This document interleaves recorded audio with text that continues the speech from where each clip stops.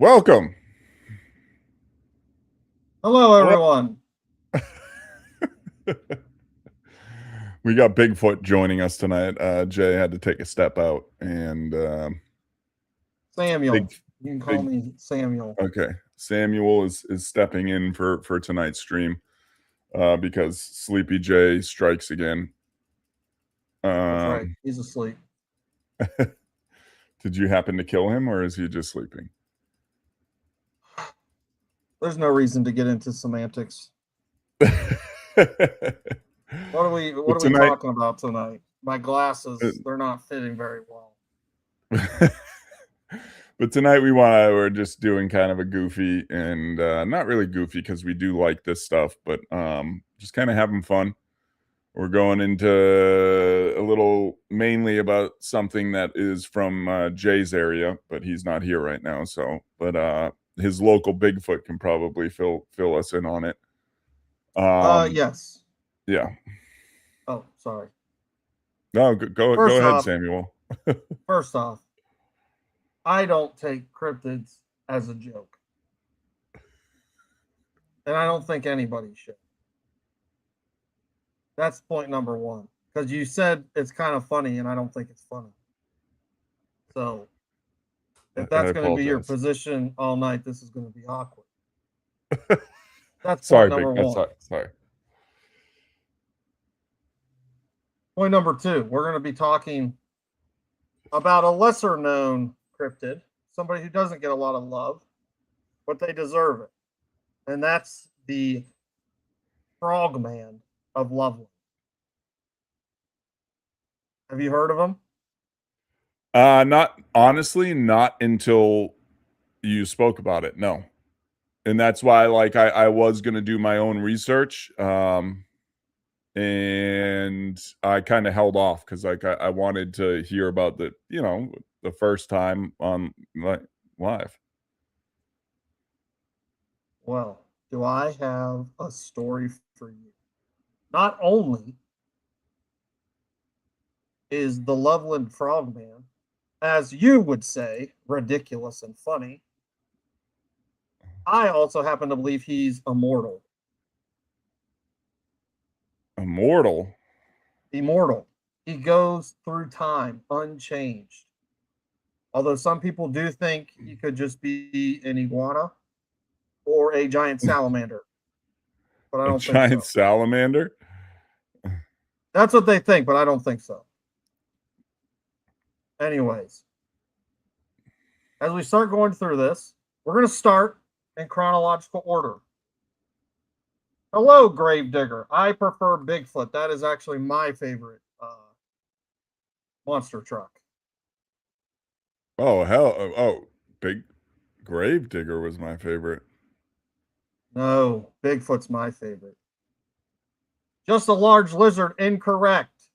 Frogman of Loveland, Ohio was not just a large lizard, as I will definitively prove throughout this. Anyways, getting into the first event. This happened in 1955. Just coincidentally, less than 10 years after the aliens were removed from Roswell and taken to Wright-Patterson Air Force Base. Less than an hour away. I do Not like a conspiracy. The legend of the Loveland Frogman is one of Ohio's most enduring. Wait. I don't want to cut you off because we do have two. And the reason right now we have two is because for editing afterwards, one we can edit and the other one we can't. So I think we're on, or I think everyone should go to the landscape one. Or the first link. It was the first for me, so you guys can see each other and talk with us and each other too. But yeah, sorry to cut you off, Samuel. Keep going. I have no clue what all this is about. I'm just here to talk about the frog. Anyways, the Loveland Frogman. He is one of the most enduring cryptid tales in Ohio, but he doesn't get much love, and he often gets made fun of, which is unfortunate. It is reported to be a frogman, or a lizard man, possibly a reptilian.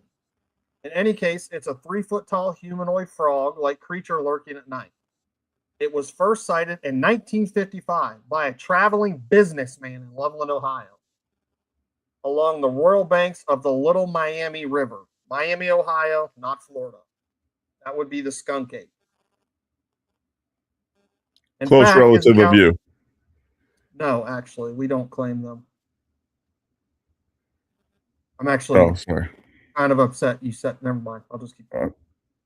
In fact, his account described 3 short bipedal humanoids with frog-like heads, bulging eyes, bulbous eyes, and lizard-like skin. Legend has it that he even reported seeing one of them wielding a glowing rod. Also, this is a little unknown fact. It was reported in one of the reports from this incident that it was a wizard staff that he had. Not only are they frogmen, they're wizard frogmen. That is the theory. My theory, that's however, terrifying, is that perhaps this could have been a glowing rod. Someone in 1955 might not know what to make of a floating glowing rod. And could that potentially be a case for UFOs? I don't know. History would spark one of Ohio's most enduring legends, but folklore of this bizarre creature grew legs. In 1972, 2 police officers in separate incidences, so 2 different incidences in 1972, were said to have reported seeing something very unusual lurking on the banks of the Little Miami River. One officer said that when he approached what he thought was an injured animal on the side of the road, it stood upright on 2 legs, gazed his way, and leaped the guardrail into the river. The officer report stated the creature had rough, bumpy skin and frog-like facial features. I found this one interesting because he says frog-like. He doesn't say it's a big frog. He says frog-like. What's up, Gravedigger? Yeah, I don't know if you're. Now, let me pose a question. Let me pose a question to you. Yes, go ahead. Sorry, I'm trying to. I think people are in multiple chats again. I didn't mean to cut you off, Samuel. I am sorry. Jesus, you asked for an expert to be here, and you just. I'm sorry. I was trying to set it up, but for everyone who can see each other's chat, can you tell if you're in the landscape or the short, the short version for shorts? But yeah, because I don't know if Gravedigger is. Hello, Gravedigger. We hear you. We see you. But okay, go ahead, Samuel. I'm sorry.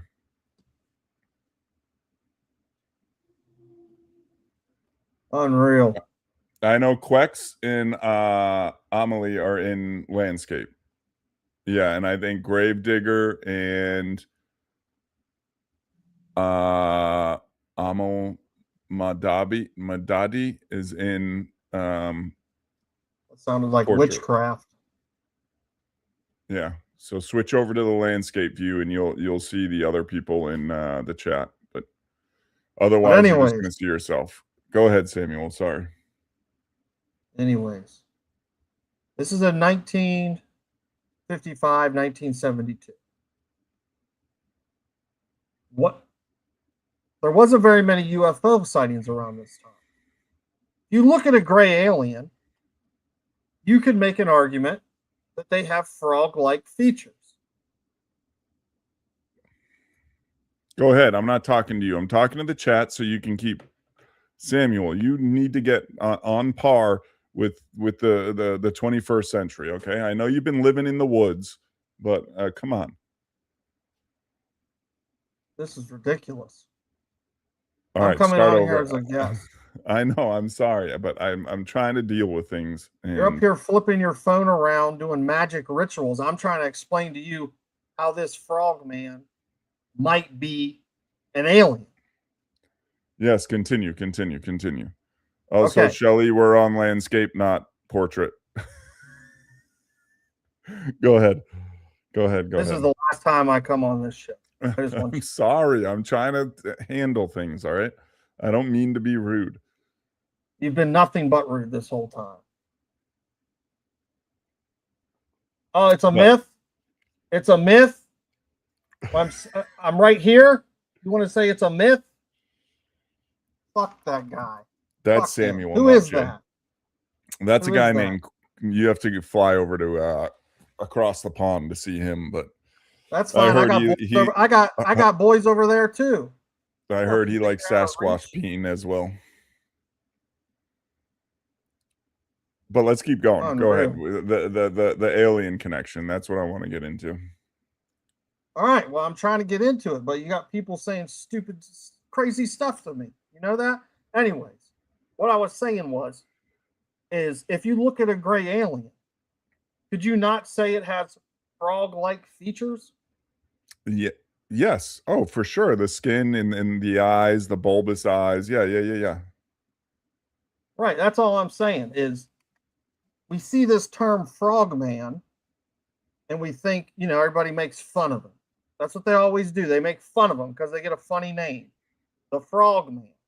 But we don't really know what these people saw. It just had frog-like features. You know what I'm saying? Exactly. No. And that's where you can get into the confusion of it all. And someone sees something scurry across the road in the dark. And we know people from Ohio. We know you guys are a little weird. And instead of saying that's an alien, they go, oh, damn, I saw a frog down in the holler, Jeb. Well, how many people in the 1950s saw aliens? They had no frame of reference for it. Yes. Yeah. No, I get that. Yeah, so it's not an Ohio thing. There's probably a frogman in other states. God damn. But okay. Let's go. Go ahead. Well, no. Go ahead. What were you going to say? No. Well, I was just agreeing with the fact that the timeline matches up, right? What was it, 50, 55? There was the alien boom, but then there was supposedly this landing and they were supposedly shipped up there. Like, yeah, one got out and just went running through the woods. And someone said, we'll get into it a little later. But this isn't an isolated incident. But anyway, okay. Let's move on. This dives a little bit more into the second case. So late one night, March 1972, Ray Shockey spotted something moving on the road. He stopped his car, and when his headlights illuminated the street, he allegedly observed a monstrous creature. Now, I don't know about anybody out there, but I would not consider a frog to be monstrous. According to Skeptoid, I don't know what the hell that is. Probably not a reputable source, but anyways. Shockey claimed the monster crouched like a frog, had leathery skin, and must have weighed between 50 and 75 pounds. The creature then purportedly stood up on its hind leg and stared directly at Shockey before climbing over the guardrail and vanishing into the river. And here's where it gets into how it could have been a hoax. David Shockey reported the sighting to his fellow police officers. According to legend, some of his colleagues found scratch mark on Shockey's car and abrasions on the guardrail. So he was attacked by this amphibian. Someone said it was a schizophrenic person. That is possible, but I don't know schizophrenic people who hop like frogs. Although if anybody was to do it, it would be a schizophrenic person. Anyways. However, no evidence has ever surfaced to support this. Naturally, I don't believe him, said fellow Loveland police officer Mark Matthews. What a scumbag. What an asshole, dude. Yeah, Jesus. Mark Matthews is the worst type of friend. But I could somehow tell from his demeanor that he did see something. What? So you don't believe him, but you can tell he saw something. I saw something, but that guy's crazy. He's crazy. Yeah, he's an idiot. That's some shit that Late one Jay night- guy would do.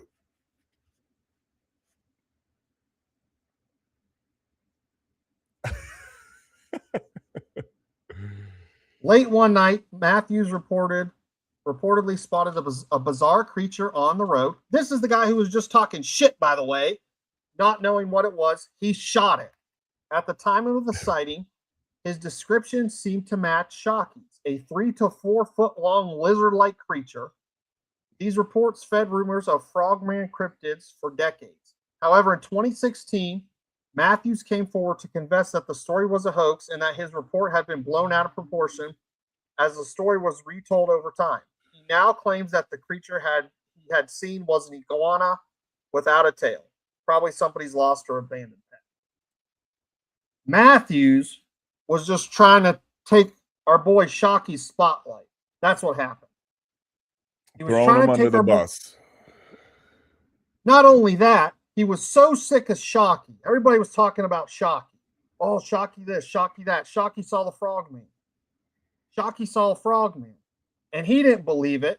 So he was like, why is this guy top dog now? Why is he top dog?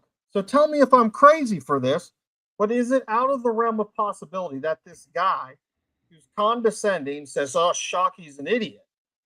I think he saw something, but he's an idiot. Is it out of the realm of possibility that this hater went out there, bought an iguana, shot it, said for years it was a frogman, and then on his deathbed he goes, I shot an iguana. I went and bought an iguana. Yeah. That is very well a possibility. Jealousy makes people do crazy things. It's just like, you know, you and the Yeti. You're jealous of the Yeti. It's fine. The Yeti's your bigger, stronger, you know, cousin. But of course, I get it. Who told you that? Oh, that's just what I've been told, man. I can't. What's a Bradley Martin? Bradley Martin? Who's that? I don't know. No, his name's Samuel, not Bradley Martin. Yes, I'm Samuel. You think Yetis are bigger than Bigfoot than Sasquatch? Listen, we don't need to get into it. Clearly, this is a touchy subject. We will have you back for the Bigfoot episode, okay? Or, you know, someone. I don't know if I want to be here. I don't know if I want to be here. If I'm just going to be. Then we'll get Yeti. Then we'll get the Yeti here. It's fine. He's definitely not coming. Can you speak Mandarin, idiot? You think he speaks English? Google Translate. We got it. Bigger is not always better. No, bigger is not always better. Queck said better. I said bigger. He said better. He's not better. What's he better at? Hiding? Yeah. Only cowards hide. Are we just going to keep doing this all night, or can we move on a little bit? Let's move on. I'm sorry. Let's move on. Fuck, man. Bring me on here on a guest, and I got this guy. He's just talking about how bigger is better. Yet he's not even bigger than me. You ain't ever fucking seen one. There ain't no Yetis in England. Fuck.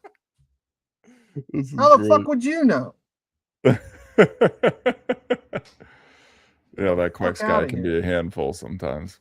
But anyways, let's keep going. Let's stop arguing over it. This shit's making my fucking head hurt, dude. Let's not piss off our guests, all right? Been dealing with this shit since I came on. Anyways, this is a picture of the Frogman. For all you haters out there, all you fucking Michaels or Mickeys or whatever his name was, all you haters out there. This is a picture of the Frogman. This was taken in 2016. This is a well-known case. Okay? The man who shot and killed a mysterious and legendary creature called the Loveland Frogman in 1972 says that's impossible. Of course. Well, it turns out he was a fucking liar. But anyway, some kids playing Pokemon Go took the smartphone bearing world by storm in July 2016. This is pretty recent, 10 years ago. The augmented reality game had people out in the streets and quickly became the focus of news stories and think pieces, spawning hoaxes and fake news stories, as well as real ones. The game also indirectly resurrected and inadvertently debunked an old urban legend. It didn't debunk shit. In 1955, a business, we don't need to go back into this story. We already covered it. Who the fuck wrote this? All right. Damn. In August 2016, a couple playing Pokemon Go claimed they too had seen the elusive Loveland Frogman. It's fucking hot in this house, dude. This guy keeps his house so warm. I'm not made for this. Anyways, Jacobs. That's the guy. He said, we saw a huge frog near the water. Not in the game Pokemon Go. I don't think they needed to fucking specify that. This was an actual giant frog. They took a couple pictures and videos because I'd never seen one that big. He had never seen one that big. Of course you haven't. Then the thing stood up and walked on its hind legs. Jacobs went on to say he realizes some people think he's crazy. I don't think he is. I swear on my grandmother's grave, that is the truth. That is what people telling the truth always say. Anytime anybody has ever sweared on their grandmother's grave, they are telling the truth. I'm not sure whether it was a frogman or just a giant frog. Either way, I've never seen anything like it. Now, we can look at the picture. What do you think of this picture? Is that in the water? So yes, it looks like it's in the water. That's a big fucking frog, irregardless, because it's pixelated, it's zoomed in. If you're that close to something and making it look big like a regular, I don't know, man. It could go either way, but I mean, I have seen frog eyes in the water, and given the right circumstances, given everything, they can look bigger. They can, like, you get the orbs, especially if you're looking through a camera. It's not the eye size, because your cameras, especially on cell phones, is adjusting for the darkness, right? Well, then their eyes reflect and pick up the reflection, and it comes as big orbs, and it would look like that on the, but you can see kind of the body. And that doesn't fully look like a frog body, with how the head's so upright compared to the body. You know, like a frog's kind of streamlined, right? Like their head doesn't sit up. Yeah. No. That's what I'll say. And why don't you, Samuel, take a break and go wake up Jay? No. Okay. You were saying it was hot in his house. I figured you wanted to go back to your cave and in your, you know. It's fine. It's fine. Okay. Also, I'll play devil's advocate here a little bit. That kind of looks like a Ninja Turtle. It does, but it also kind of looks like a Bulbasaur, like the chat was saying. Well, isn't Bulbasaur a fucking turtle? Yeah. Exactly. It looks like a fucking ninja. That's what I said. Well, yeah. True. Sorry. Right. Let me pull up the next thing. We actually have a video. I found the video from that encounter. The video, however, is nowhere near as good as quality as the picture. So just throw that out there. Hazel, I wanted to touch on this later too, and we'll get into it. Is that one of the things I had pulled up? Do I still have it? Was things that were in a long time ago were considered like cryptids or these mystical beasts, and we didn't have evidence of them. And then, you know, especially in the early 1900s, when exploration in late 1800s, when all this was going on, they found these things and were like, well, this is actually this lizard, this is actually this or whatever, and there's scientific evidence of this. So that answers what one culture was saying was a dragon, was a Komodo dragon. You know what I mean? So yeah. Go ahead. I'm glad you brought that up, because one of the theories around the Frogman sightings was that it was a giant salamander. There's one problem with that theory, however. In Ohio, there is no giant salamander. Okay. Have you seen a giant salamander? Yes, they're Those absolutely things disgusting. They're disgusting. They need to Can be you eat 'em? crushed with they need to be crushed with hammers, in my humble opinion. You need a big hammer, dude. Yeah, they're disgusting, slimy, repulsive, just like Frogman, with all due respect. Anyways, let's watch this video. Not the best video, but you can see the eye shine here. Hopefully this isn't loud for you guys. I'll turn it down just a little bit, or we're going to play this. Not very long, only 12 seconds, but this is Jacobs recorded this. He also snapped a few pictures. The Frogman did stick around a little bit for him to see him and get photographed. Not camera shy.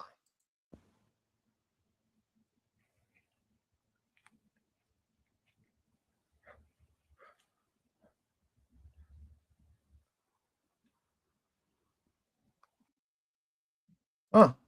And that's it. What'd you think? You're muted.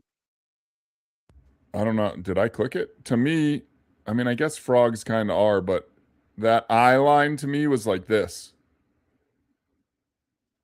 Like when you look at it turning, or it looked like the eye line was very, you know what I'm saying? Does that make sense to everyone?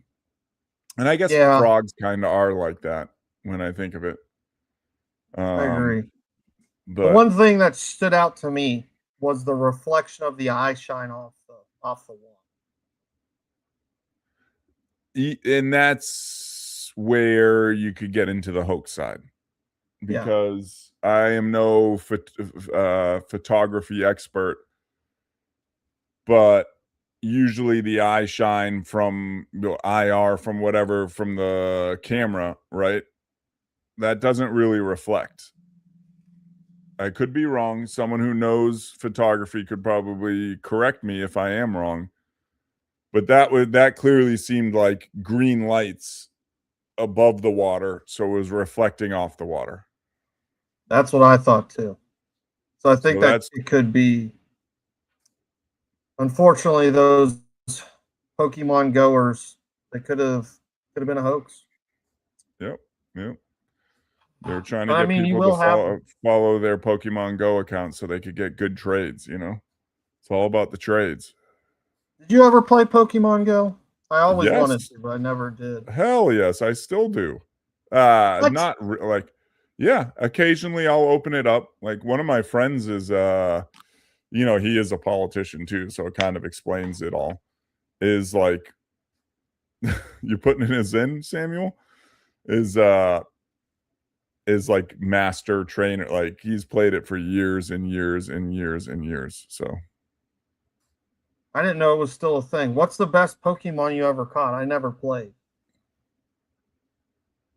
not that great. I have a few hundreds. I have a few shinies. I don't think I have 100 shiny.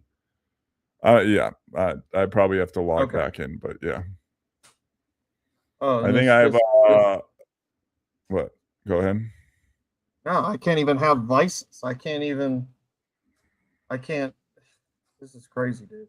Anyways, Jigglypuff is one of my favorite Pokemon. OP as hell. Jigglypuff is you look like a Jigglypuff. And I wanted to share this video, and I want to be completely serious when I share this. This upsets me because somebody did see what they thought was a frogman. Whether you guys out there believe it was a frogman or not, somebody did.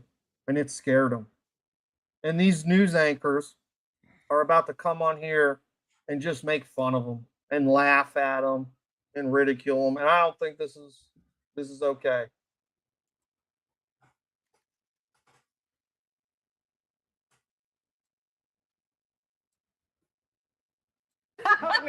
Was first spotted in the 1950s. He kind of looks like this from reports. It doesn't look anything like that, you goofy Excuse bitch. me.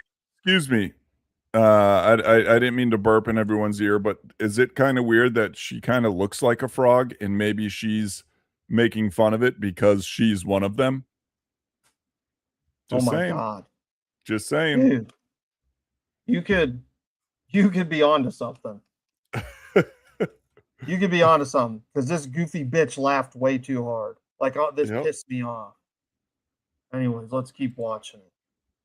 Look how big she has, frog eyes. Oh my God, you're right. That's what I'm saying. She's got frog. What does race has anything to do with it? Watch this video closely. I'm pretty sure she licks a fly out of the sky.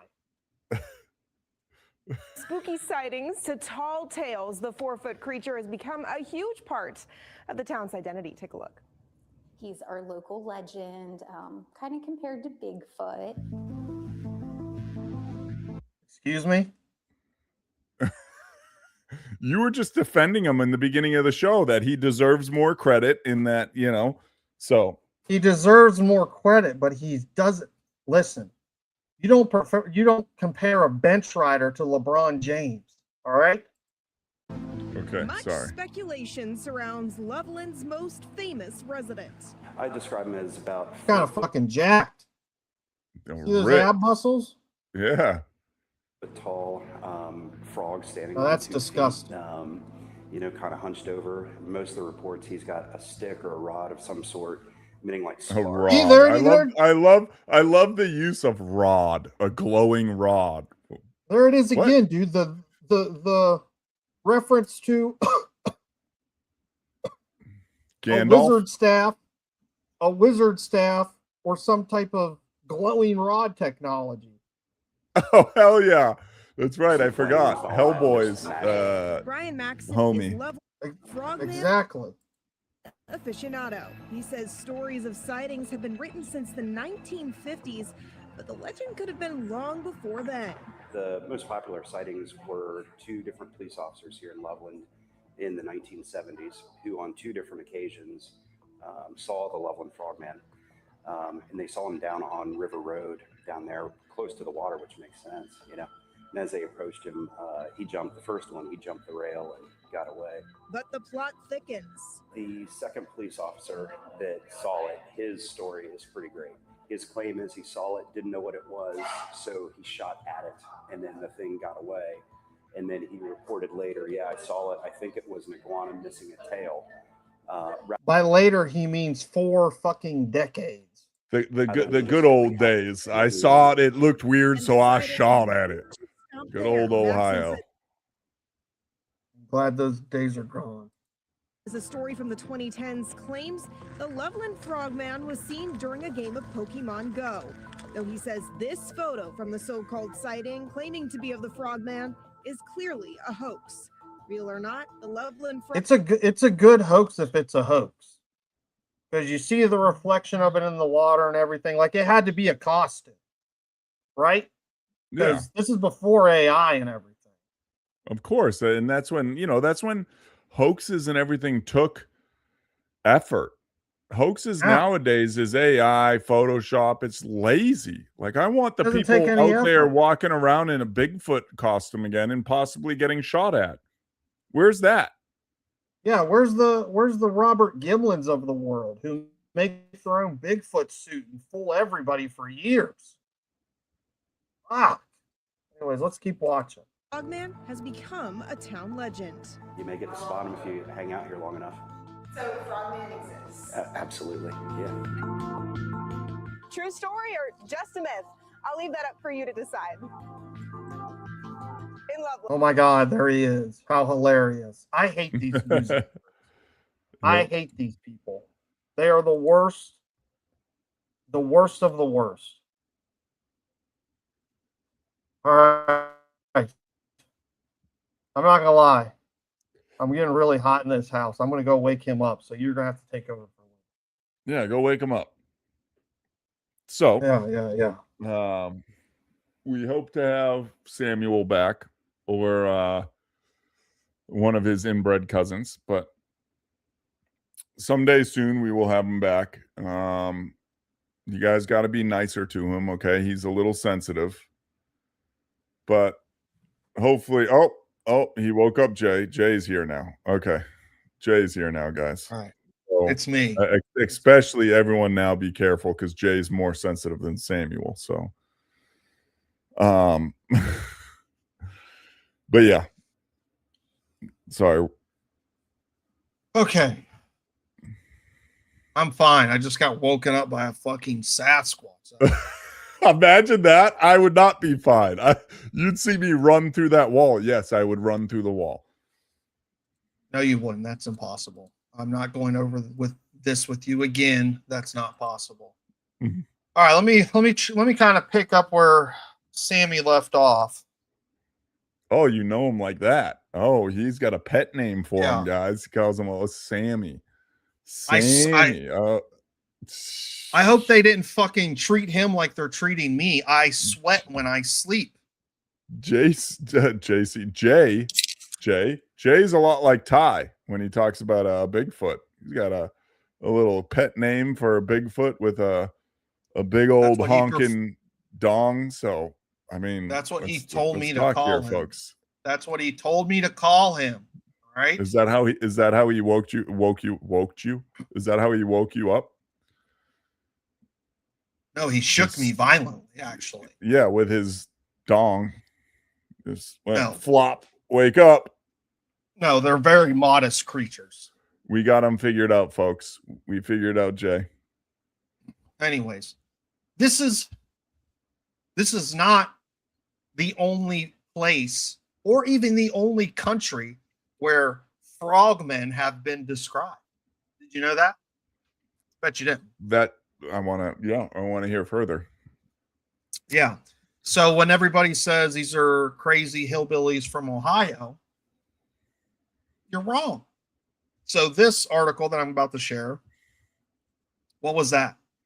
I don't do that to you.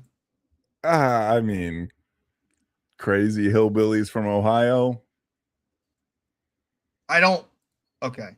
I'm not saying you're one. I'm just saying there's I'll just fucking go get Samuel back. If you're gonna do this shit. But anyways, this is sexual. That's what Jay and Ty are. They're cryptid sexuals. Dude. I'm not gonna put up with this shit. I'm not gonna put up with it. But this is an article. This is actually from the 1930s, from Estonia. Listen to this shit. Coming apparently from Swedish ufologist Sven Schalen, some 30 years after it allegedly occurred, a reported incident in Jumandy, Estonia, in fall 1938 or 39, not sure, at a date and an hour that are not specified. Two Estonians, not more identified than that, had seen a frogman. They chased it approximately 30 meters to apparently lose sight of it behind some lattice close to a path. The size of the entity was around 1.6 meters, so 3 feet, similar to what was said in Loveland. Its legs were slightly longer than a half of its body. Its head was hemispherical and directly on the body, without neck, and the body had a bump on its chest. Its skin resembled brown-green synthetic leather. That's kind of an interesting point. Its mouth was a straight slit prolonged on a large part of its head, and the eyes were also like slits. The hands were of human color. Its walk had been described as quite weird, a little bit odd. It raised its leg in a cautious but gracious manner, as if our gravity were too weak. The head waving up and down, which makes us think of a waiter when it was pursued. It accelerated enormously, like propelled by a terrible fluttering of its feet. So again, this is from 1938. It wasn't reported until 69. But this was reported by ufologists. I imagine there wasn't many ufologists prior to the Roswell, especially not in Estonia. Yeah, not a chance. Yeah. But I mean, this is interesting because it's the same thing described here. The only thing that kind of throws me off is the hands were of human color. Kind of like it could have been somebody in a suit, but at the In same a time, suit. we're talking 1938 Estonia. How many people had access to a fucking giant frog suit? Especially out there, you're getting shot. I mean, even in Yeah. America back then, you're Yeah. getting like, even in today, like if you do that shit on my property, and you're doing some wild shit, and I can get into that. Let's get into that. Sorry, I will shoot you. I want to get into Yes. that. I was El Paso. I was in El Paso at the time, which is for the military. And it was when that clown shit was going on. Do you remember the clown stuff? Oh, yeah, dude. That people were And showing people up. were Yeah. So I'm at the house and I had a different dog at the time, Maverick. He was awesome, an Australian Shepherd. And like 10 minutes earlier, I had put him out in the backyard. And he was one of those ones too. He would bark sometimes, but wasn't like a high strung. He starts barking. And I'm like, what? And you know, I don't think anything of it. And I go to like the sliding door. It was like a split level house. So there was like the kind of 3 levels, but it's only a 2-story house. Does that make sense? Do you know what split levels are? Shelley. Yeah. Yes. Later. And so I go to the back and open the blinds, and there's a dude standing in my backyard like this shit. Oh no, yeah, he's getting blasted. And I don't know. And so like I'm like, what the fuck? And I'm yelling through the sliding door glass. I know he can hear me. I'm like, get the fuck out of here. And he just keeps standing there. He thinks it's funny. So my BB gun was upstairs. And I run upstairs. I'm like, do not go near the windows. I'm going upstairs.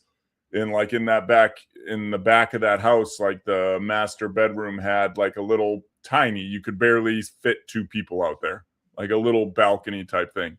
And I go out there with like, cause I'm not, this dude's in the backyard or woman with a knife in his hand.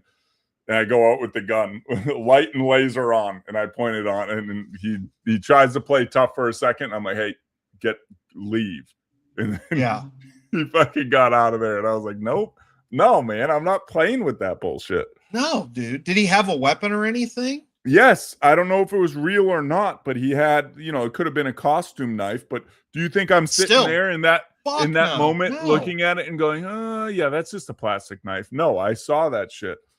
And I started, like I said, yelling through the sliding door. I wasn't going to open it. I was like, get the fuck up, because my voice travels. I know he could hear me.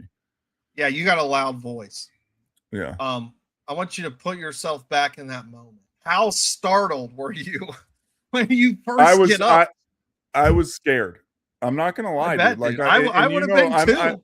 I'm a big guy. Like when it comes hand to hand, but I know never fight someone with a knife hand to hand. You're probably going to fucking lose. No, dude. No way. You're going to I'd rather get shot than stabbed.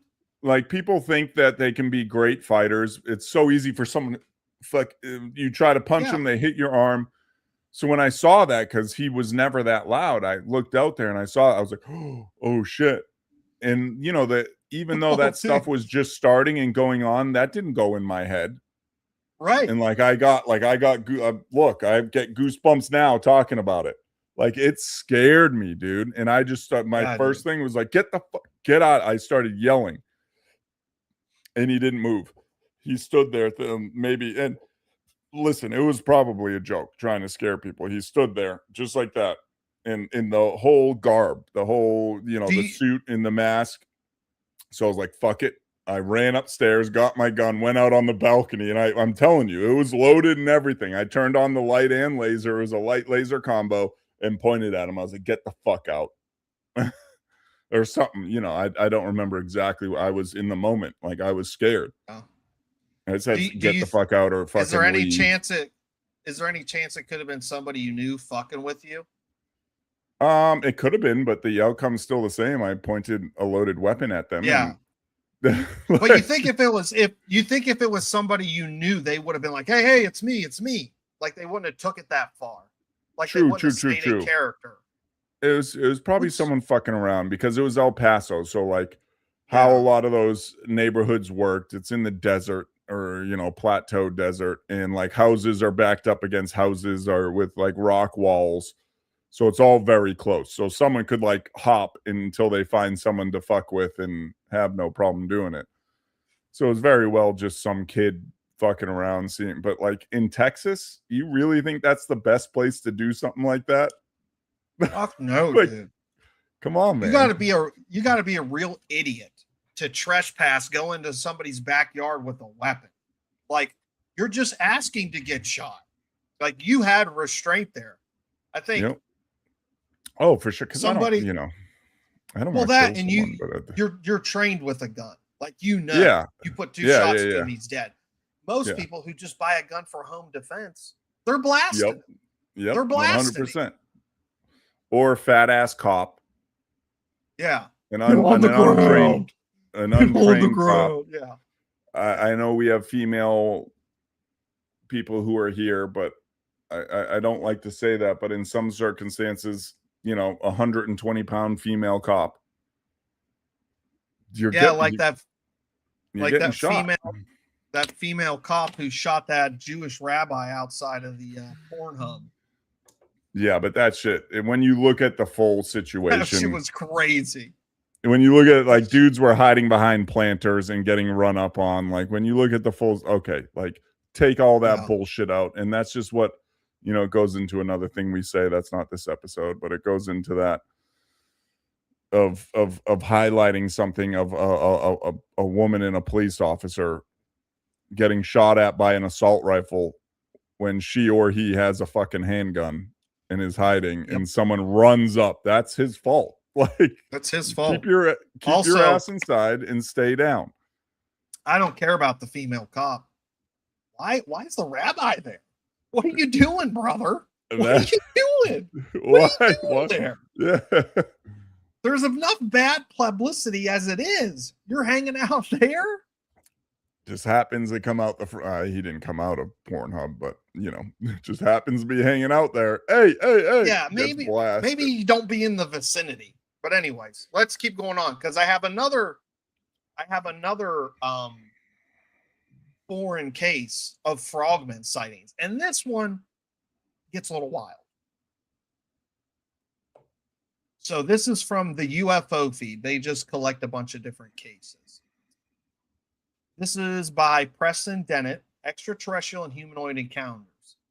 They are perhaps the most interesting aspect of ufology and have so much to teach us about the alien agenda. This video presents 10 accounts from across the planet. We're not going to watch the video. I just want to read this one part. They are human-looking figures, short dwarves, frog-like creatures, which is what we want to find. So let me get to... Okay, here it is. So this is from the 70s, 1975. I believe that was the same year as no, that was 1972. Anyways, on the night of November 17th, 1975, two college students, David Vardman, this is from France, I believe, and Susan Ehrenberger, watched a brilliant light descend to the ground near okay, never mind. This is from fucking Iowa. Cedar Rapids, Iowa. The name should have gave it away. I'm a dumbass. Suzanne was amazed to see a metallic craft with two humanoids inside a transparent dome. But strangely, David did not remember seeing any craft or humanoids. All he recalls is that they were both frightened enough to flee the area and call the police. Unknown to them, another witness in the area reported seeing strange craft. And then we get into the frog one. I apologize for just having to listen to me read that one. 50 frog-like ETs. 50. I'm freaking out. Yeah. At 9 p.m. on May 2nd, 1976, Dominique, was driving near Maton, France. Okay, so I did have France right. When reflections off the side of the road caught his eye. To his shock, he saw about 50 green-skinned, 4-foot-tall, frog-like humanoids standing motionless in the field. Terrified, he pulled a U-turn and fled the area. That is the most rational thing you should do. That's exactly what every human being should do. But not before he saw one of the humanoids standing only a few feet away from his car. That is terrifying. You're muted, brother. 50 of them? Yeah. No shot. I'm Just 53 foot tall. Yeah, no. I'm driving. I'm not stopping to I'm not nothing. I'm saying if hold on. We're going again, goosebumps. That's one of those things that no, man, I'm not messing around. I'm not the white guy in the scary movie. I'm the dude who's going, nope, we're fucking leaving. We're done. This is it. We're that's go. Yeah, let's get the hell out of here. But I mean, so that's 2 cases from outside of the country. Yeah, that's all you can do, Quex, when there's fucking 50 of those things. But does that, in your mind, add any truth to the Frogman? Well, yes, and that's one of the things I was looking into and trying to find because, but like one historical, like I get a lot of this comes from historical content, like myths of old.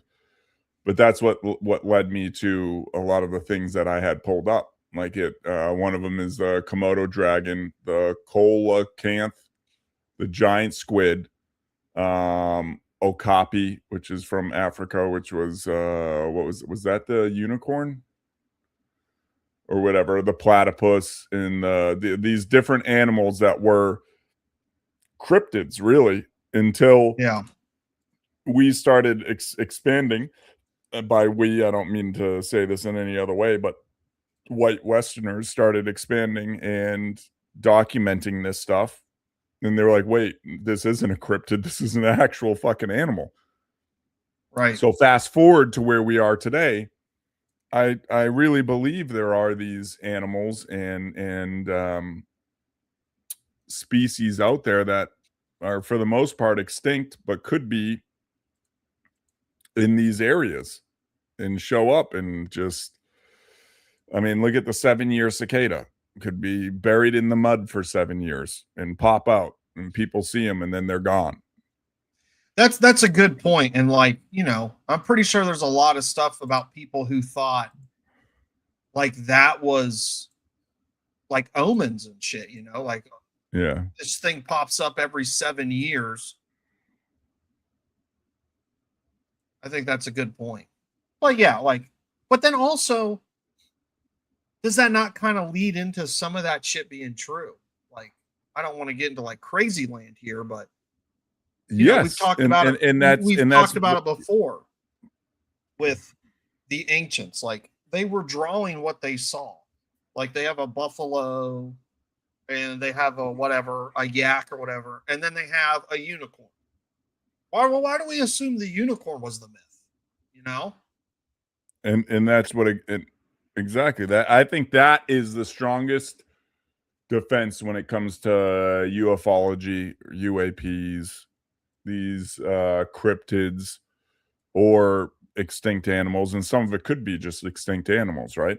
Like, but you would think there's a fossilized record of them, but even still, what if back then they were so far and few between to find, especially when you go into animals and territories and stuff, to find fossils of something that's territorial, that only links up to mate, something along that lines that is so far and few between, even back in that time, that like finding a fossil that is a needle in a haystack. You just happen to come across fossilized records of it. So I think it really does kind of back up all of this. That, like you said, these cave paintings, all this stuff is, for the most part, they were simpler. Their brain didn't work like us. What they drew is what they saw. I think the same thing. I think, that kind of leads into, I have some Sasquatch here on me. that kind of leads into like the ancient astronaut theory and all that type of stuff, because there was all types of the ancient astronaut drawings and these giants. You know, we had the episode on giants and stuff. I think that might have been the one I was late to. I don't remember, but like they drew all this stuff, and we just write it off as folklore or myth. Or what about the Egyptians, dude, and all those crazy gods with the dog heads and like alligator heads and all this shit? What if that was just something they saw? Whether it was like somebody fucking with the DNA or something. And I think I did send it on our WhatsApp. You know, our internal one is that it goes in. I don't want to go to, we say it enough, but the soft disclosure, and it goes into movies saying this shit. And when you start looking into this shit and you see some lines, and of course, yeah, sure, easy enough that they could, director, actor, writer could be into the same shit we're into and say, let's do this. Okay, got it. But yeah, what but if when it's more than Steven, that? sorry, but when Steven Go ahead. Spielberg comes out and he's giving interviews and he's saying, this is a lot like what Disclosure is going to be like and shit like that. And then when he's making shit that's oddly right on the nose with what these ufologists are coming out and saying, like, I think it plays pretty well into your theory of soft disclosure. Yep. And I think that's what it's always been. And that's why I think you see, and again, it's pattern recognition. You go back and look at, excuse me, sorry, when these alien movies, when all this stuff started to happen, sure, something in real life, but like, where did the idea come from? Like, yeah, they're out of space, and like to be so quickly into this kind of nuance, these finer details of things, and then be putting them out there on movies. Yeah, no, it's a good point. I do agree with what Queck said. He's being used to desensitize people. I have a question for you though, and the chat, you guys can answer this too. What's one cryptid you completely write off? Like, there's no way this is real. You're muted. I said I like that one. Why do I keep muting myself? It's a habit. Sorry, I stream too, guys. I like that question. Like, we all have the one that's just like, you know, but that also takes a lot of the bullshit ones I write off. And because, right, but what is one? Like what is one? I'll go into a popular one of the most popular ones in the world that I think is I can write. I feel like I write off, and everyone's heard of it. It's the Loch Ness Monster. You write off the Loch Ness Monster, dude? Yep. Out of all the big ones, that's the one I write off. Okay. Are you just talking about that specific, like Lake Loch or whatever it is, like that specific area? Yes. Yeah. I think there has been serious efforts to find this thing. Lake Loch isn't 1,000 feet deep. It's not the Mariana Trench. It's not this vast, like, if something's there. But then here you can argue with me because how I feel about Bigfoot, that it could be transdimensional. It could be, what if the Loch Ness Monster is the same thing? Or what if it just doesn't need to surface that often and there's caves and stuff down there? I think if I remember right, I watched a documentary and they were talking about like they think there's underwater caverns and stuff. I mean, I don't know. Still, it needs to come out and feed. An animal of that size needs a substantial amount of food, and in its cave, there's not that much food. How do you know how deep it is? And the Lake Loch is not. I just know it's not 1,000 feet deep. Look it up. Look it up. Somebody look it up. Yeah, fact check me. I bet you it's 1,100 feet deep. I bet you. How deep is Lake Loch in Scotland?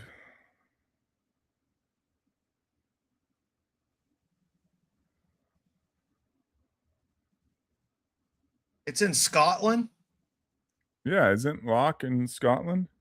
I have no clue where it's at. If it's in Scotland, it's definitely true. Because what reason do those people have to lie? But if you're saying to Lake Lock specifically, I can get behind that a little bit more.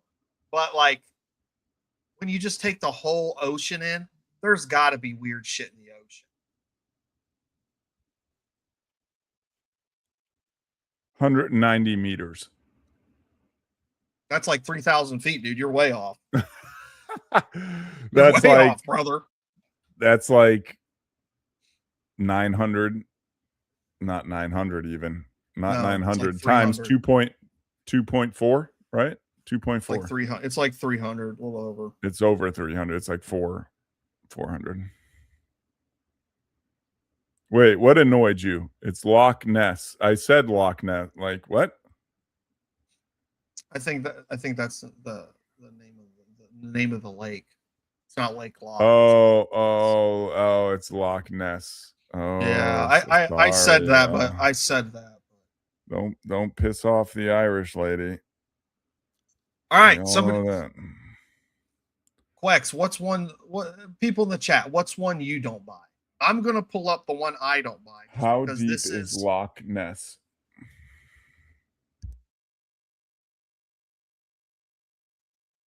$745 feet deep. That's ain't deep, no dude. way. Ain't no That's way deep. a giant fucking dinosaur is hiding. Says you, the guy who said Lake.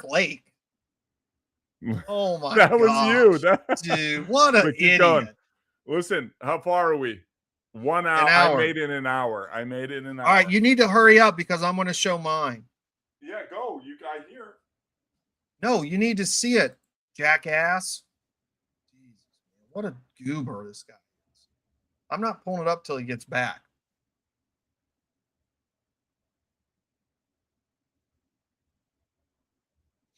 Well, there's got to be one, Quex. There's got to be one where you're like, this is just, it's too out there. It's too out there. Even if it's like the one I'm about to show is absolutely absurd. Absolutely absurd. We're going to wait for Mr. fucking Pissy Bladder, Mr. Little Girl Bladder to get back. Frogman. Great answer. Great answer. Because I didn't just provide irrefutable proof that he was real. You just said that to piss me and Samuel off. That's why you said that. Ridiculous.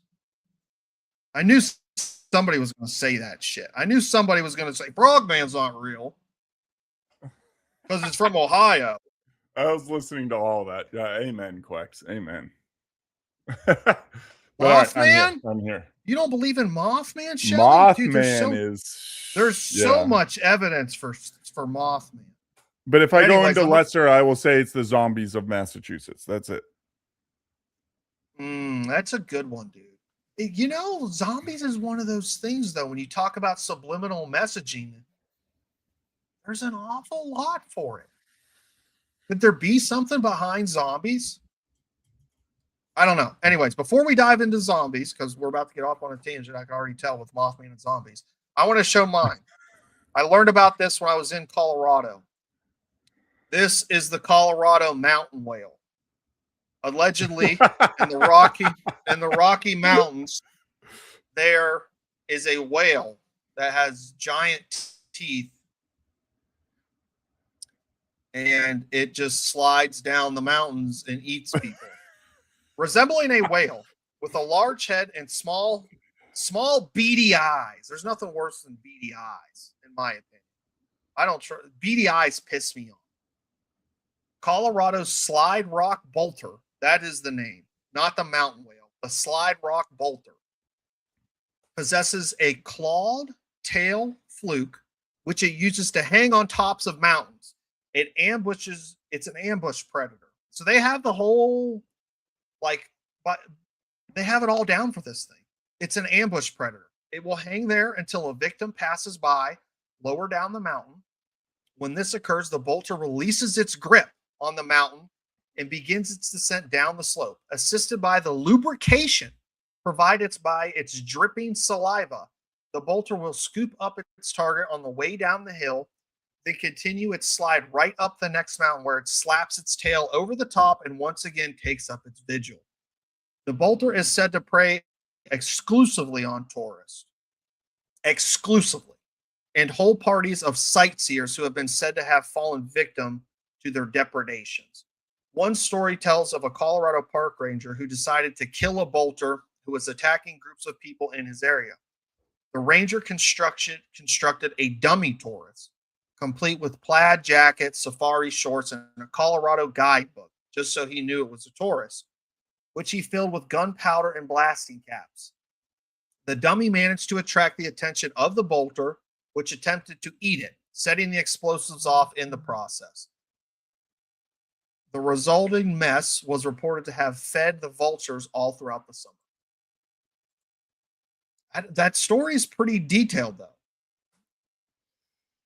Yeah, but we've seen what Tolkien can do. I don't know, man. I'm kind of backpedaling on it not being real. Get out of here. That one wins. I believe zombies over a whale that latches onto mountains, just holding there and just waits for you. A giant fucking whale. And he goes, okay, unlatch. And just fucking eat. No. There would be so much evidence of that. But it uses its saliva to slide down the mountain. Like, that makes sense because it wouldn't slide very far. But if it uses its saliva, it can zoom down. Like, it moves shoo quick, you know? No. And how do we know there's not a whale that's also an amphibian? Like, it can just come out of water every once. They're mammals, but still, it's just there'd be too much evidence. The slimy shoots would be there. I don't know, dude. The Rocky Mountains are a big place. The Rocky Mountains are a big place. Nope, that's mine. That's that mine. one wins. That one wins. Quick said. I can't. What? Sorry, I don't want to burp in your guys' ear. I had an episode there. No one else? We have 8 viewers. Don't be afraid to talk. I can't believe Shelly said Mothman. Yeah, Mothman's wild. Mothman's crazy. Mothman's wild. That's wild. Another Ohio resident. Mothman is. Got his start across the lake, but he migrated here. A lot of people don't know that, but he's an immigrant. Mothman is actually an immigrant. So if you are anti-immigration, well, not going to work very good with cryptids because they tend to be interstate creatures. A lot of people don't know that. Something to think about. Are we going to apply immigration to cryptids? I don't know.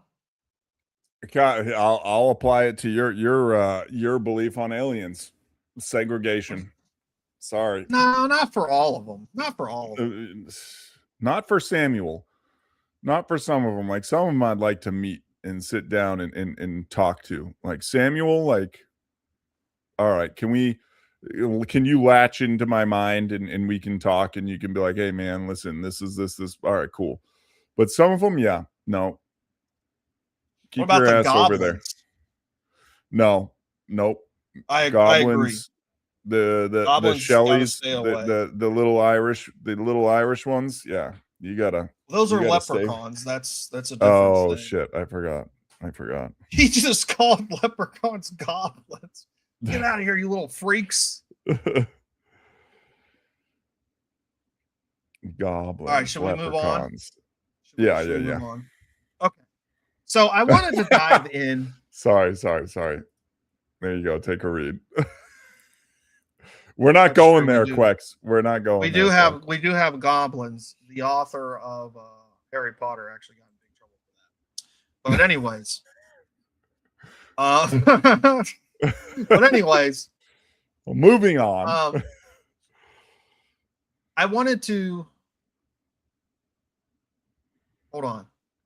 Hazel said, when we do a hike, one of the tour guides said plants in the mountains are used to be coral reefs with all the Pangea theory. So it could be like a Japanese folktale of the Komanu, like they're guarding. I get that. So there's a book that's good to read, Hazel. I don't know if you have. Most people haven't, but it's of fairies and fawns, something like that. I'll look it up, and it's pretty eye-opening. So it's written long time ago by a priest, priest who I need to read it again, but like went out into the wilderness and went out to live with these pretty much people that was their way of life.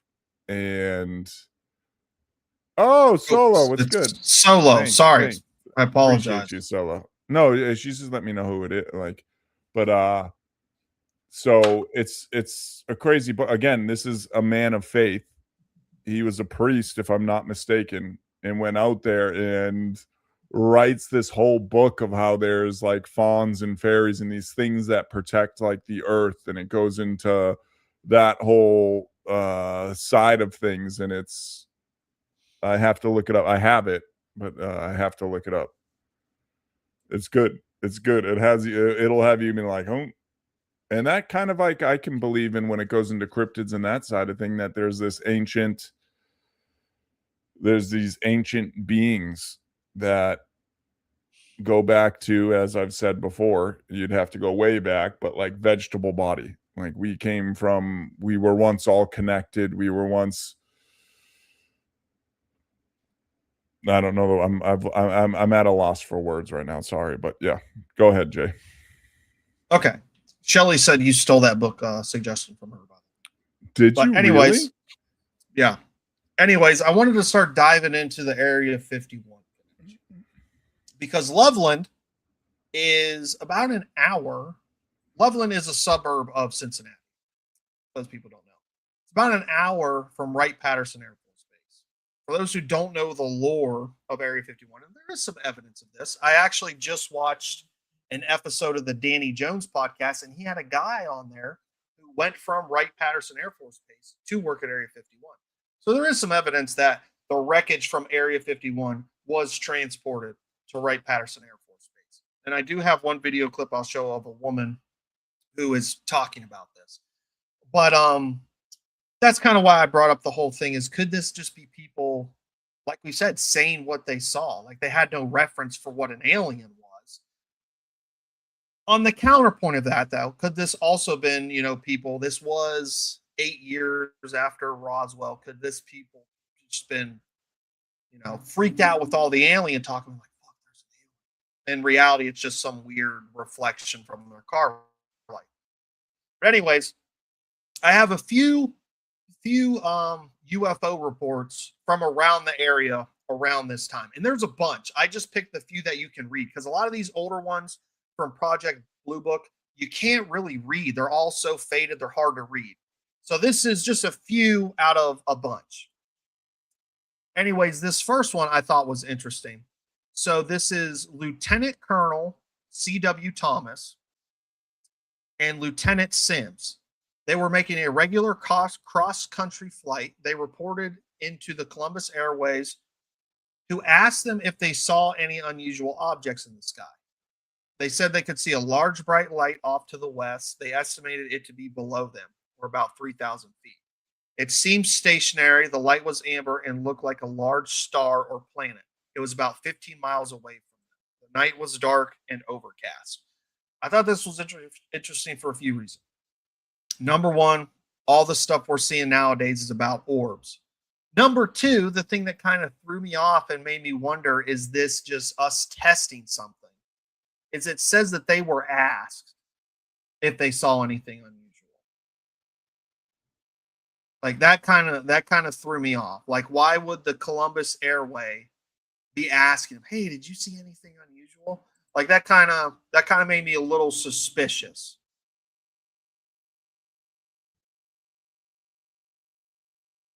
You're muted again. Why am I muting my? Sorry, it's a second. That's that like directed questioning and like guiding. Like, did you? Yeah. Did you really see this, or could it have been this, or?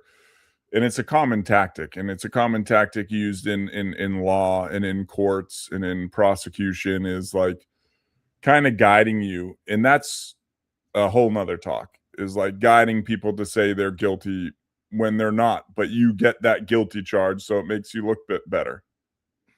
Yeah. Like, no, man. One thing I was thinking was, and it wasn't mentioned in the report, is I wonder if the Columbus Airways could have seen something on radar and could have been asking them about it, but it doesn't say that in the report. So that's why, like, I'm just speculating. Because I could see that being a possibility as why they would ask. Hey, did you see something just still up there? Like, but it doesn't say that, so I don't know. Anyways, no, exactly. It goes into that. There's a tactic used, and there's a whether they're trying to get information from you when it actually pertains to actually trying to figure something out, or it's trying to get you to talk yourself into a corner. And that's why I don't like debate culture, because there's these questions that pop up that there's no right answer. No, and it's set up questions, right? Like it's exactly questions to. And a lot of times we've talked about it before. We don't need to get into it, but they're doing these call-in debates where they have just Joe Schmo calling in, not an expert. Like, it's not on him to defend the position. Granted, he should know better than to call in, but plus it's targeting the people that don't know enough. So someone who knows enough says, well, that's a targeted question. I know you can't I know he can't answer that properly. Erase that from the docket. Like, that's a bullshit question. But so many people don't know enough to understand that, right? Hey, like, what's to up, understand, Kinsley? Hey, Kinsley, what's good? And that's really who it targets. It's not the person they're debating. It's the person who doesn't fully understand and just wants to listen to the guy be right. That they can't decipher that, well, that's a targeted question. There's a no right answer to that question. So that, just erase that. Take that out of this whole thing. You're being stupid. But I mean, they know what they're doing. They're good at it. They're not targeting the guy. They know they can take advantage of the guy they're debating. They're targeting you as the person and saying you're simple-minded enough to take his answer, even though no matter what he can answer, it's always going to be wrong. And you say, oh, yep, see, he's wrong. He's an idiot. But yeah. Anyways, let's keep going. All right. So this next one, this is a 1973 case from Dayton. Dayton is where Wright-Patterson is. So it's a kind of like a culmination of stuff, but it says Dayton, Ohio, at least 15 sightings of unidentified. This is a UFO wave from 1970. At least 15 sightings of unidentified flying objects covered with red, green, and blue lights zooming about at treetop level were reported in southwestern Ohio Wednesday night. The UFOs sighted in the Dayton, Cincinnati area were all classified unofficial by Wright-Patterson Air Force Base. Officials, none were detected on radar because they apparently were flying too low. The first sighting was reported shortly after 8 p.m. by a New Lebanon Township officer. He didn't want to say he saw it, but he said it. Okay. The officer said it was oblong and covered with lights. It appeared stationary in the sky about treetop level for several minutes until he tried to shine his cruiser spotlight on it. It then zoomed toward him and then shot straight up in the air after he turned out his light and disappeared. Sullivan said the UFO sighting lasted a fleeting moment to 12 minutes. Well, that's an incredible range. They would be behind the trees and come up and fly away as if you startled it or something. No balloon, helicopter, or kite can move that fast or has that many lights attached or can go so quickly in a straight up direction. A spokesman at Wright-Patterson, whose UFO center was discontinued several years ago, said there would be no attempt to investigate the sightings unless there was an imminent danger. Sullivan said his officers certainly can't chase them. So I thought that was an interesting article.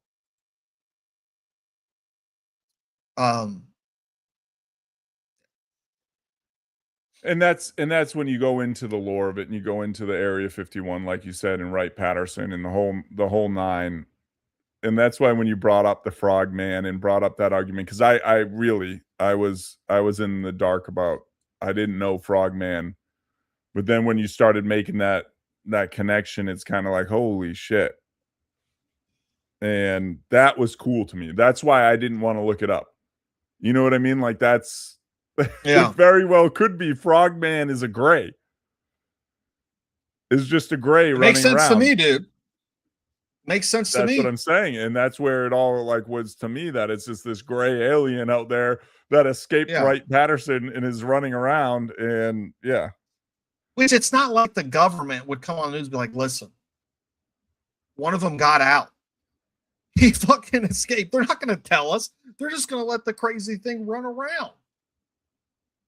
What's crazy, Quex? Crazy says, you know what's crazy. He's about to say something. Bonkers. While you're doing that, I'm going to pull this up. This is another case. This one's interesting because it had a shit ton. Oh, he's calling you out. He's calling you out. I mean, it goes into the same. It's the same argument I've had the whole time, though. The same thing that people don't understand, and it's called God, and it's called Jesus, and it's called all this, and it's just a fucking alien. Oh, you don't know that. I don't. But I don't know this either. And sure you can see the similarities.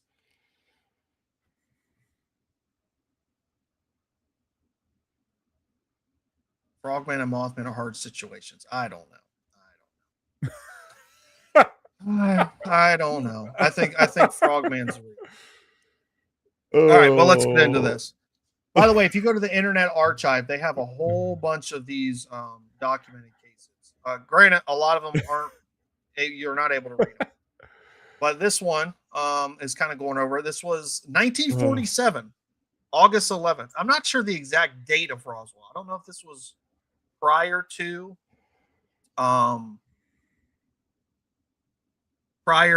or after. I'm not sure the exact date.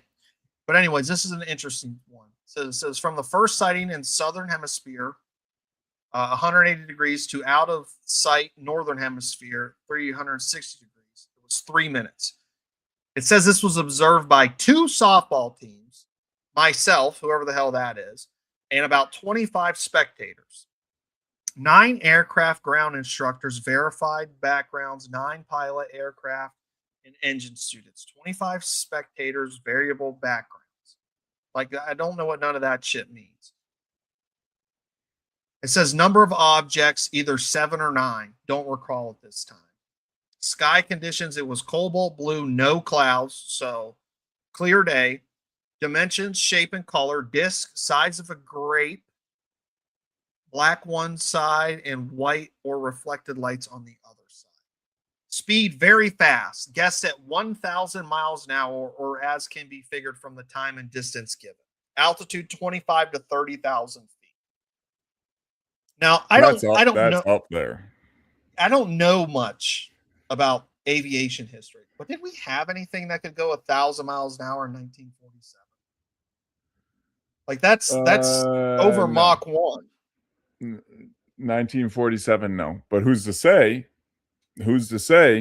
And we've talked about this, that they were testing shit they pulled, and they did have it, and throttled technology and all this shit that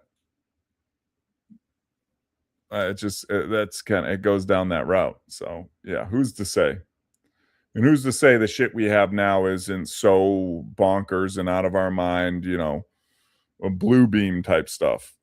They're so concentrated on hypersonic missiles and all this and that, and then they have something beyond that where they can just have a bunch of psychers sitting there and transport a nuclear bomb into your base and detonate it. Like,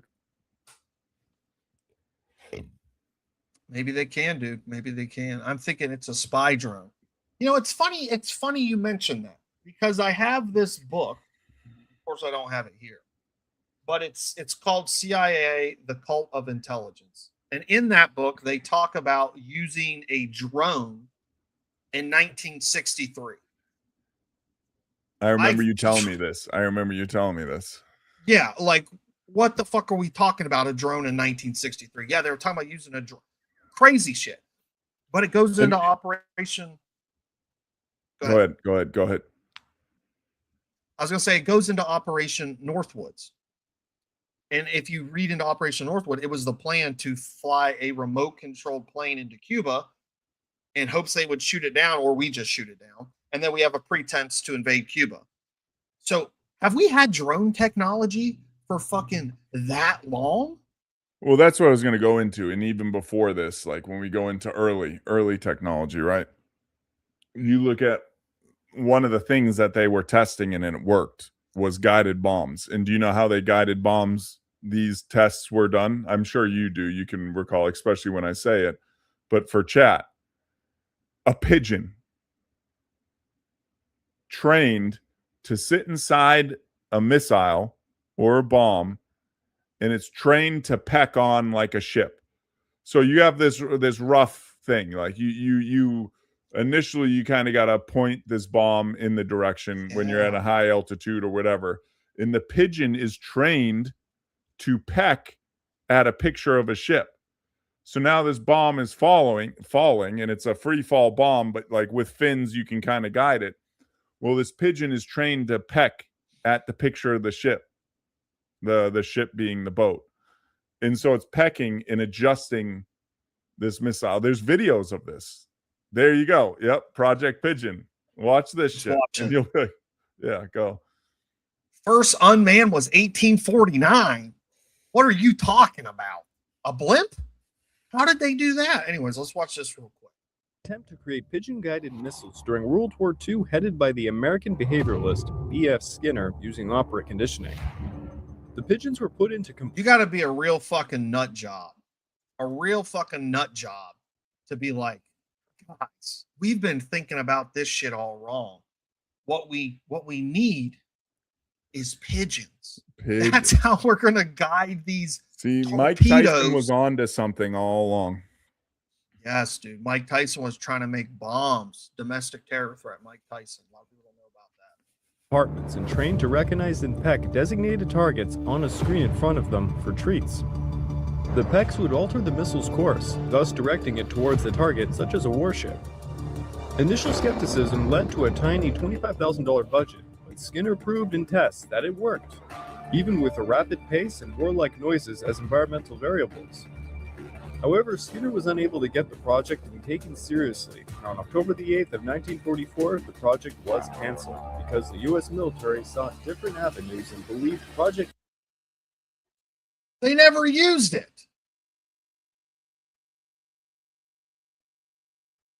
You said they used it. Oh no, I said they were developing it. Did I say they did the test? I'm sorry. No. Yeah, maybe I did. You say they were used manipulating us. You were manipulating us. Dude, I was recalling an old video. Give me a break.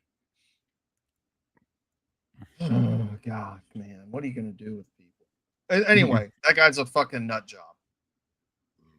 He should have been fired. They spent $25,000 seeing if pigeons could guide bombs. They could though. Clearly not that good. They said under rapid pace with noises, these pigeons were doing it, but there's too many people that don't think outside of the box and said, nah, this is crazy. This dude was forward thinking. As crazy as he was, they could probably have sunk the Yamamoto with that. All right. No, he's not. He's There's some a callback. psycho who has a problem. That.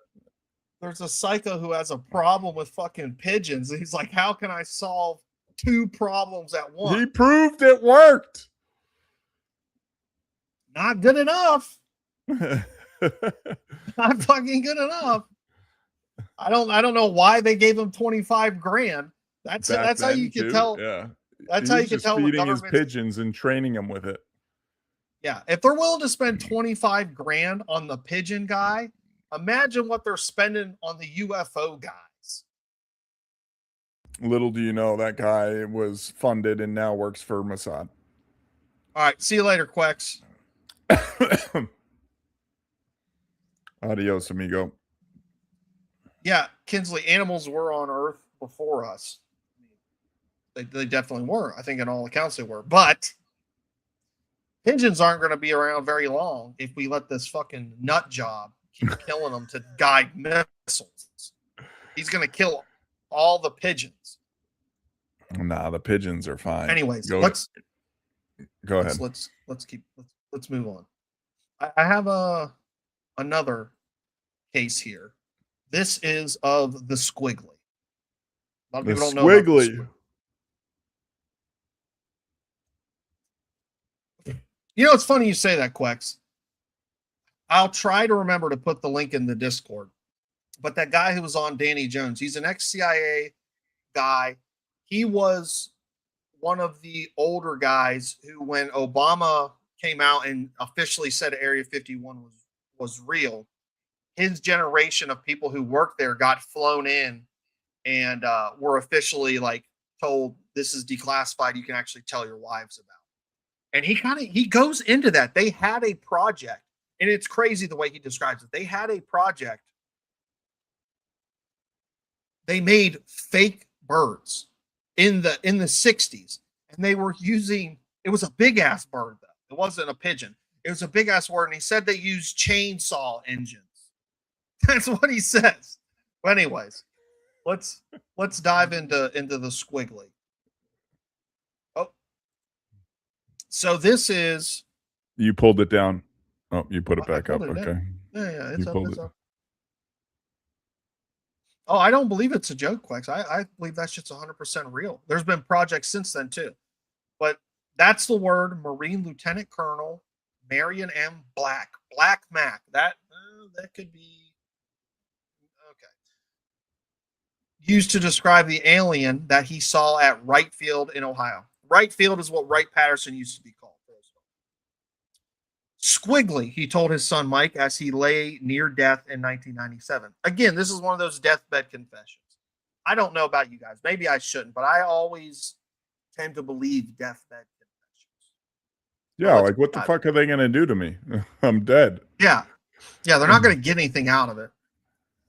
Responding to questions of his granddaughter, Natalie, had asked her father to ask him. It was the final description Magruder would give about the almost human-like creature he had seen only once, but whose story would haunt him for the rest of his life. He has told his sons and his granddaughter on more than one occasion, it was alive, but we killed it. So this is him during Okinawa. Let me scroll down here and get to the alien part of this. I apologize, guys. Just give me 1 second.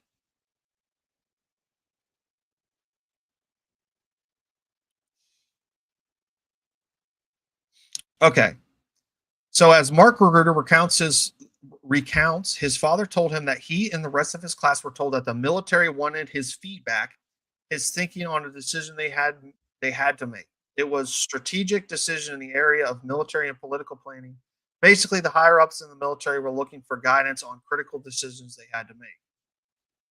By the way, look at this patch, Black Max Killers, and it's a devil with a flashlight and a revolver. Kind of odd. The issue confronting the military was whether to disclose to the public that they had not only retrieved a UFO from the New Mexico desert, but they had also brought debris back to Wright Field and had recovered a living extraterrestrial. With a cloud of uncertainty hanging over the military, they were about to make a monumentous decision to expose a group of officers to the glimpse of another world. The Air War College students were led into a room where they were told about the crash outside of Roswell, New Mexico earlier that same month. And they were shown debris from the crash. They were also brought into firsthand contact with one of the craft's inhabitants, the only one alive after the crash. Magruder described the being in specific detail to his sons, but kept repeating that the being seemed squiggly to him, a remark that he repeated as he lay dying 40 years later. He said the creature was not like aliens you see depicted on television, except for the large head. Actually, instead of gray color, the being had a flesh tone, and it resembled a human being more than anything else. That's interesting. sentence right there. It Yeah. had a large head. It had large eyes, larger than usual. And it had only a slit for the mouth and hardly any nose. In fact, my father said it didn't really have a nose the way human beings have noses. The creature was human-like, yet despite its humanoid appearance, it was clearly, my father said, not from this planet. It was not like any human being he had seen. Magruder seemed also impressed with the way the alien moved and the disproportionate length of its limbs. It was small, he said, like a child, but not like a child because of its large head and long arms. It was 5 feet tall or smaller, a little creature, but it did not look like a small adult. It was clearly something different. He also remembered that it was wearing a coverall that reminded him of a flight jumpsuit. He could not tell what the material was composed of. Magruder never claimed that the creature communicated with him, nor did he ever talk about whether the entity communicated with any other member of the Air War College class. However, as he told his children years later, he seemed to empathize with the creature. He made this statement on more than one occasion. It was alive and we killed it. He also said repeatedly over the years, it was a shameful thing that the military destroyed this creature by conducting tests on it. Magruder saw other items from the crash as well. He said that this group was shown photographs of the craft and that it was more like a disc than a crescent or a triangle. He said he also saw some of the crash debris and remembered that certain beams had something inscribed on them, but he was never told what the writing meant or whether it was translated into English. The material he saw and the entity he encountered at Wright Field promoted Magruder over the years to repeat to his sons, Roswell did happen. It was no myth or fairy tale. It was no weather balloon either. So I thought that was a pretty interesting account from that guy.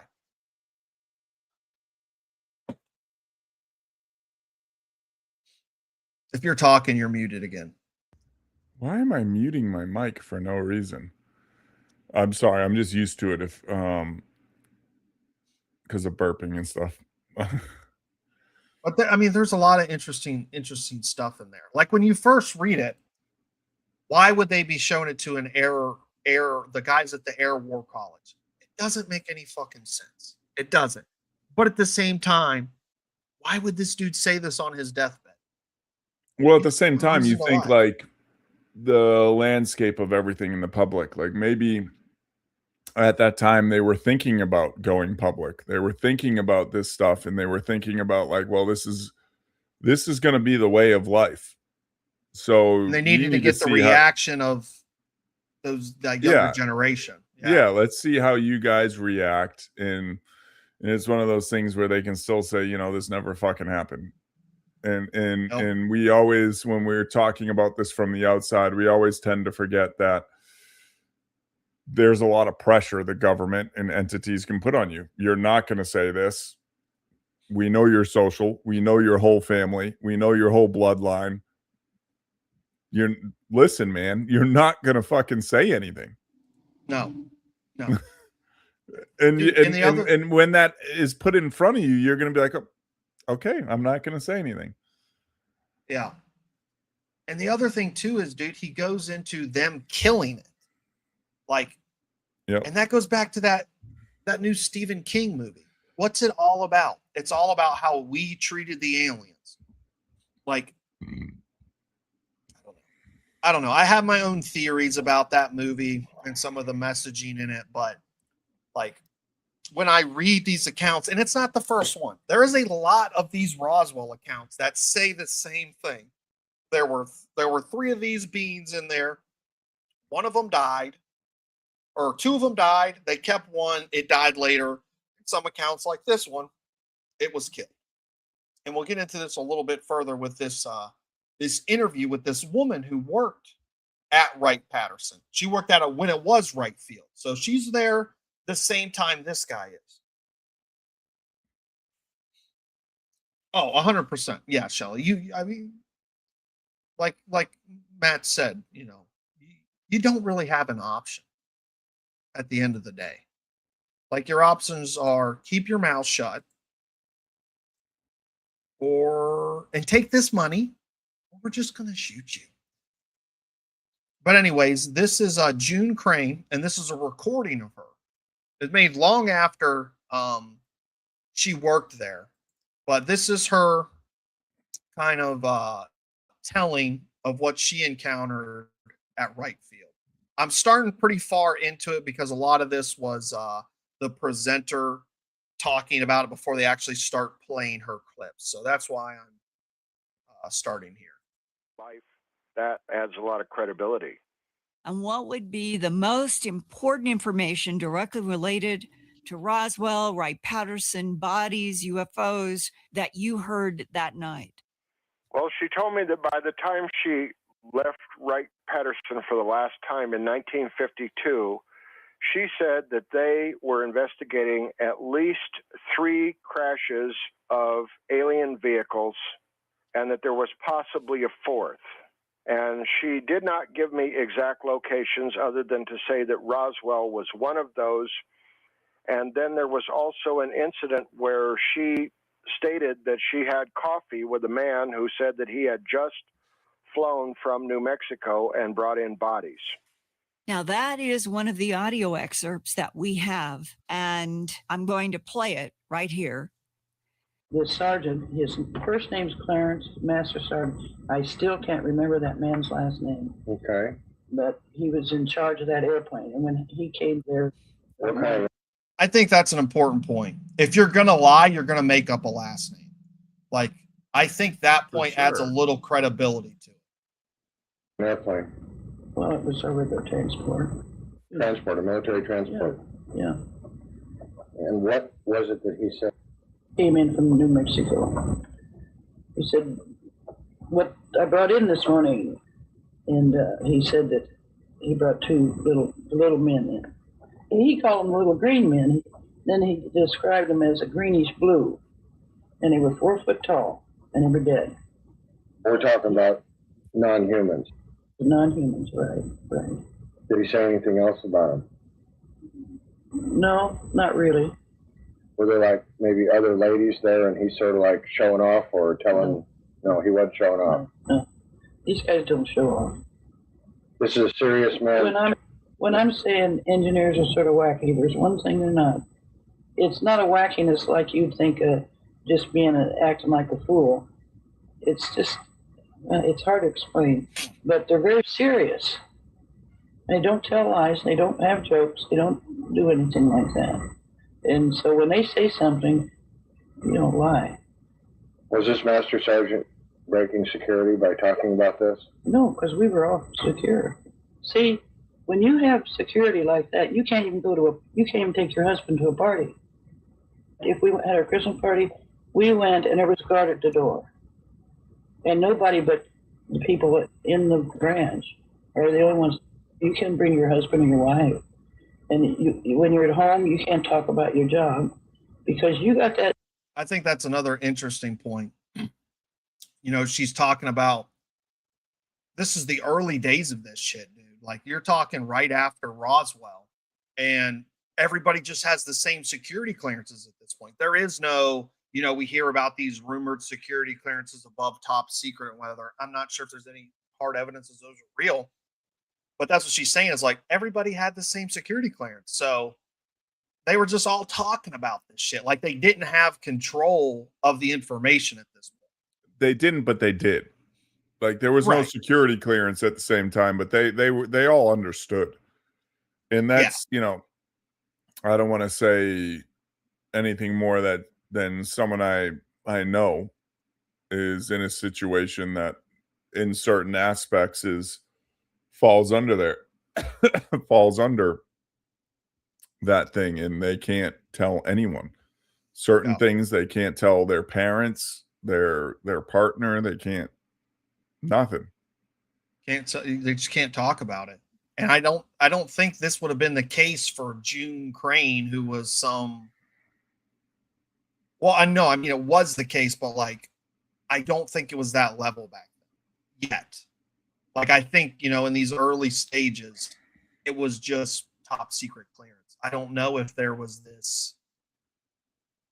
these crazy security clearances we hear about now, like these Q level security clearances. Oh yeah, yeah. I mean, there wasn't that. I agree with you, but I got to pee again. But they were still under the understanding that you're not saying shit, plain and simple. Hey, what's up, Emily?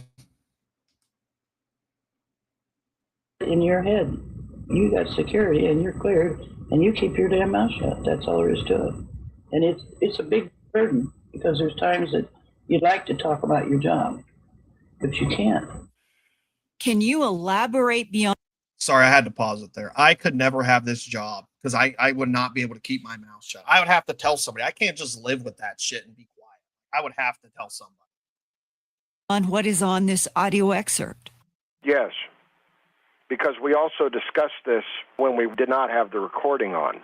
And she clarified that Master Sergeant Clarence, he started describing what happened, and initially everyone at the table was horrified, thinking that there had been a crash of a military aircraft, and everyone was sad and upset, thinking that perhaps somebody they knew had died in this crash. And then he clarified that no, the people who were killed were not human, and that this wasn't a crash of an airplane.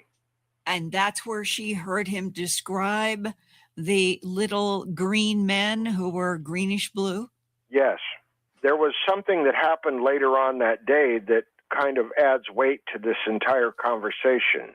That was the fact that June recalled that there was what she referred to as a too hot memo that came out later that day. And this meant that there was a courier from the commanding officer who went to every single person who worked there, and you were required to stop what you were doing, read the memorandum, and sign off on it, stating that you understood it and that you would comply.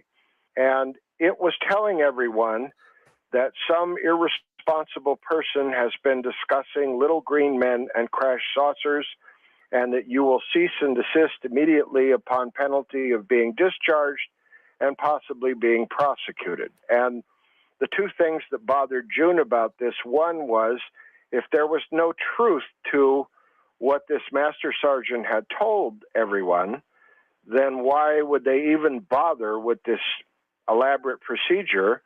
And secondly, she wanted to know how the commanding officer knew about this so quickly, because she said it wasn't that long after she had the conversation with this Master Sergeant.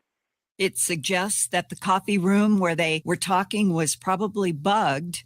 And it also implies that even within Wright Field and people with Q clearances, they would threaten anybody, since they all had clearances together, they would threaten anybody who even talked to each other about.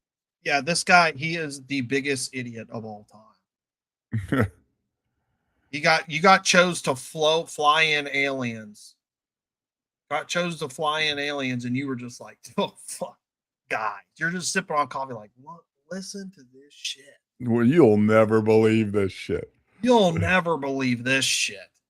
And then 3 hours later, a memorandum comes back, and they're just like, hey, so they just treat everybody like they're stupid. Hey, some idiots walking around here talking about little green men and flying saucers. Don't ever talk about that again, or we're going to prosecute you. Like, that's fucking crazy, dude. Nothing. You could speak to this.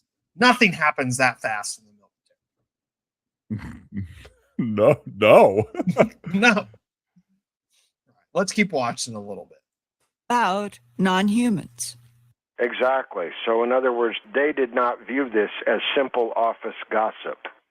And the very fact that they would try to strong-arm their own insiders who had similar Q clearances, including the Master Sergeant and June and the others, and do it in such a way that they were saying there was no truth to this when they all knew that it was, shows that there was kind of this 1984 newspeak going on within Wright Field among the very people who had to have access to this information to do their work. Absolutely. It reflects a consistent policy of denial, of suppressing discussion or inquiry, and that is also furthered by the other major revelation. She talked about the scientists and engineers who came back from New Mexico, where they had experimented with the V-2 rocket and later with the Aerobee rocket. They saw UFOs routinely while they were doing their work. This was a cover-up. When this report in newspapers said, how could such a conspiracy exist? That's how it existed. Because it was right at the very start of it. Project Blue Book was not formed to investigate those things. It was formed to stop the people from thinking that's what it was. And somebody else was actually investigating. Right. They were being investigated by the Project Blue Book officers. Yes. That's what Project Blue Book was all about. It was to try to squelch all talk of UFOs. Yeah, so Blue Book was just made to cover shit up, to say everything's swamp gas or misidentification. If I remember right, you mentioned that people in this group went to White Sands to do testing and then came back. Yes. And did they say that anything unusual had happened to them? Well, they said they were just as thick as fleas up there. They'd sit at night, they'd sit on the outside of their motels where they would stand or the buildings, and they would just watch them go over all types and shapes. There'd be motherships, big ones with little ones coming out of it, and then they'd see them return, and they had different colored lights. Some had orange, sometimes red, yellow, different lights they would see. And then what they would do, if the people, the engineers and scientists would report it that they saw them, they locked them up in a motel for 24 hours with no access to no radios, no people, no nothing. And yeah, here you are. You're like, hey, there's something weird in the fucking sky. And they say, you are going to stay in this motel for 24 hours. Because clearly, dude, it's just gaslighting. It's like this book we're going to start reading in the book club. They're just going to gaslight, like, listen, clearly you got something going on in your brain. Something, let's make this known here now, folks, for everyone who tunes in. We have a master gaslighter here that talks to us every time we're here. His name is Jay. So I'm not a gaslighter. You are the master. You're a fucking gaslighter, you piece of shit. You are the gaslighter. Yeah, You want me whatever. to describe how you're the gaslighter? That's a joke. Yeah. But anyways. Let's keep watching. They'd bring the meals into them, but have no contact with anybody, and they had them to write up what they saw, and then when they come out the following day, 24 hours later, they'd have them write it up again. And like the engineer said, to hell with it, I'm not going to report anymore. I'm not going to be locked up. It's that easy. Yes, this accomplished two purposes. Yes, I want to go out with the boys and drink. I'm not talking about this shit anymore. It's that easy. Let's take a deep. We're just in the messing membrane. We're just messing with each other. Oh yeah, you wouldn't. If you saw the two of us together, it's much worse. Yeah, I don't actually gaslight. He does, but it's one okay. of them was obviously. No, I don't. They got at least two different accountings of whatever it was that was observed, and then they basically discouraged these scientists and engineers from discussing it further or reporting anything else in the future. She talked with you about a subject that many of us have heard bits and fragments about, and that is metal that was found in the Roswell debris field. No, this is Gen perhaps X. He attacks me when I'm sleeping. Story because here we're going from being an indirect witness to being. That's true. I do that. Yeah, I drink. Shelly said, Jay, you don't drink? Yeah, you don't ever see him sipping on girly drinks in here, beatboxes? Oh, I drink energy drinks. Oh, yeah, he doesn't. Yeah, sorry. He's straight edge. I forgot. Yeah, I'm straight edge, dude. Like CM Punk, straight edge. Get the fuck out of here. All right, let's keep going. Everybody be silent and enjoy this video. Sorry. A direct witness because she said that she actually got to handle the metal. Someone actually showed you a piece of something. Yeah. Was this during the same period of time? Yes, 51, 52. You know, who showed it to you? Okay, it was Lieutenant Rose. It was Lee Harvey Oswald. Or Captain Wheeler. Now, it could have been one or the other of those guys because they were both in personnel. He walked in and he threw it on my desk. It was a piece, well, It was a piece that's about this big, and it was About half of, about the size of a business card? Yeah, about that size, and it was bent like this.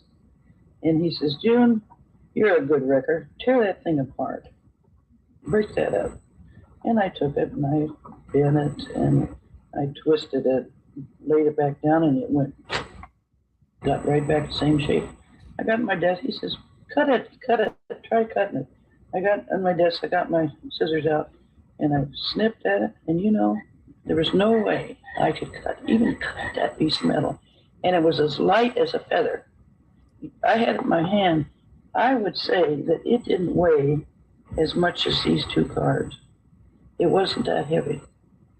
It was so light, but strong, and it was about, the thickness would be about that thick. And so strong, it was sort of a grayish gunmetal type of color. And you could see that on the inside, there was a coating on the outside. Both sides of it was the same. And the inside seemed to have a sort of a light lead colored center. What were the edges of this like? Were they even, or was it like part of something else? It was even. It was even. All even. And I said, what is it? He said, it's a piece of a spaceship. I said, well, what is it? And he says, piece of a spaceship. I said, I just come back from New Mexico, and I promised him. See, he had no business having it in the first place. So he was breaking security. Yes, he was. Definitely. Dude, like, there's no security in this place. They're sending out memorandums. Meanwhile, the security guy's just taking pieces of this fucking spaceship and trying to rizz up this fucking June Crane lady. Like, check this shit out. It's a piece of a spaceship. And I love how you can hear the age. Like, you know, having, not anymore, but having my grandparents, and the talk is just like, it was a different time. Shelly said this would be way more interesting with Four Loko. I like Four Loko. Mad Dog 2020's come back out too. No, the original Four Loko. We would make Jay drink 6 of those and then see what happens. You're not making me do that. Anyways, let's finish watching this. I don't think she mentioned it yet, but she does mention, maybe she has. Tell me if I'm wrong, but she mentions crumpling it up and it basically springing back to shape. It's a spring. I mean, that's properties of a lot of metals, but yeah. Obviously, in 40 years, and even in my lifetime being 45, I've seen improvements and changes in materials and plastic and metal. And have you ever, is it like anything you've seen since? I always look at things, metal things, and I still have that curiosity because it still bothers me. And I have yet to see anything that would have those properties and look like that. And so light. And in context, the situation was, I believe, that she was a young woman working in an office, and as has happened before in the history of the world, I think that a male was trying to impress a female, and he said too much and did too much, which is that he Yep, thus is the story of the world. Yeah, walked up to June kind of flirting and flippant, and pulled a piece of this metal out of his pocket and then asked her to tear it up, asked her to try and destroy it or have some effect on it. And no matter what she did, she couldn't dent it, she couldn't tear it, she couldn't cut it or anything else. And yet, as she described very well, that when you folded it up, it would return to its original shape, and it didn't look like anything had happened to it. And when she asked the officer, what is it? His response was, it's a piece of a spaceship. Now, she told me, yeah, dude, what metal can do that? I don't know fucking any metal that is just crumbling it up and springing back to its shape. Like, I mean, we know spring and how they do springs, but like to that level of like crumpling it up like a piece of paper, and then it goes bing. Yeah, it was like a sticky note, is what she said. And women drivers need their cars made of that. Yes, that's correct. Gen X, I don't know if you were here the whole time, but you missed an interview with Sasquatch actually at the beginning of the episode. He was here for like 40 minutes. Oh yeah, you missed it. Samuel, he'll be back. He'll be back. Yeah. Memory foam. Are you saying memory foam could be made by aliens or could be alien technology? I never thought of that. I do think there is a conspiracy behind what's the main mattress store? Mattress King. Is it Mattress King? Anyways, whichever one it was. I remember when I lived in Colorado and there was 3 of those within a 2-mile radius. If you go in there, there's never anybody in there. They're completely empty all the time. They're too expensive. They're a front. They're 100% fronts. If you ever go in one, you can't afford anything in there because the mattresses are $6,000. Clearly, there's some type of money laundering going on. I have no way of proving this, but I'm pretty sure Mattress King is likely a front for UFO technology. I have no way of proving that, but they're not making money and nobody ever shops there. But yet there's 3 of them every 2 miles. They're everywhere. It's mattress. It's one of them. I know what you're talking about. It's one of them, and they're fucking everywhere. And you never see someone parked in the parking lot. I have gone into one, and I've looked at the prices and said, "Yeah, dude, it's ridiculous." No, thank you. And then I go down to the warehouse down the road that sells something that's just as comfortable. Maybe not with the same name. Yep, give it to me. Fine. Yeah. Yeah, for a quarter of the price. Yeah, I remember Sam Tripoli. He said that several years ago. He was like, "There's something going on with these mattress places." And when he said that, I was like, "Fuck, he's on to something." Like, they don't. We've said they don't make money. It's too expensive. Nobody shops there. Gen X. Yep. Yeah, bed in a box. Oh yeah. Yep. You missed it. Yeah, no. At the beginning, we were talking about the Ohio Frogman. It's a cryptid a lot of people don't know about. It was in Loveland around the time that the crash from Roswell was brought to Wright Pat, and Sasquatch Olivia, was what's actually up? talking us through it. What's up, Olivia? Don't call it. He Oh. has a name. His name is Samuel. Okay. Yes, Samuel. I apologize. You'd be offended. Don't He trust me. would. I He would. dealt with him. He'd be offended if you. Well, he's a testy guy. He's a testy guy. What can I say? Yeah.